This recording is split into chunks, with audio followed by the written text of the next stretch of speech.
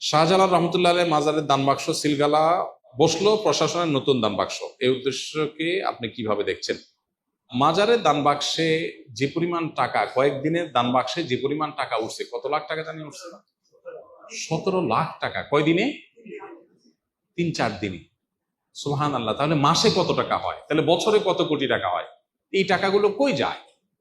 অবশ্যই এই টাকার তসরুপ বা এই টাকা আপনার তথাকথিত খাদেমরা বা পেছনে থাকা লোকেরা যদি এই টাকা ভোগ করে টাকা পয়সা উড়ায় বা টাকা অন্যায়ভাবে আত্মসাৎ করে, তো সেখানে তো প্রশাসনের কাজ করাই উচিত। প্রশাসন তো এমন এই কাজ যদি সেটাকে দমন করার জন্য হয় এবং এটা প্রপার ইউজের ব্যবস্থা করা হয়, তাহলে এটা প্রশংসনীয় কাজ, অবশ্যই প্রশংসনীয় কাজ। আমাদের দেশে মানুষ কত সহজ সরল। আমরা মাজারে টাকা দেই। মাজারে কেন টাকা দেই? বিপদ দূর হওয়ার জন্য না? মাজারে টাকা দিলে মনের আশা পূরণ হবে, বিপদ দূর হবে, এতে কোরআন বা হাদিসে কোথাও আছে? নাই। কিন্তু আমরা দিচ্ছি।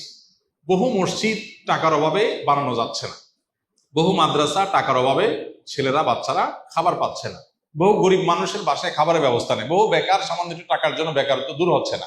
অথচ মাজারে গিয়া লাখ লাখ কোটি কোটি টাকা মানুষ ঢেলে দিচ্ছে মিথ্যা আশায় যে এখানে দিলে আল্লাহ আমার সমস্যা দূর করে দিবে। আল্লাহ তো বলেন নাই। শাহজালাল সাফরান রহমতুল্লাহ আলাইহিমা তারা নিজেরাও জীবদ্দশায় বলেন নাই যে আমাদের মারা যাওয়ার পরে আমাদের কবর পাশে টাকা ঢেলে দিলে তোমাদের কাজ হয়ে যাবে। তারা বলছেন কোথাও? কেউ দেখাতে পারবে?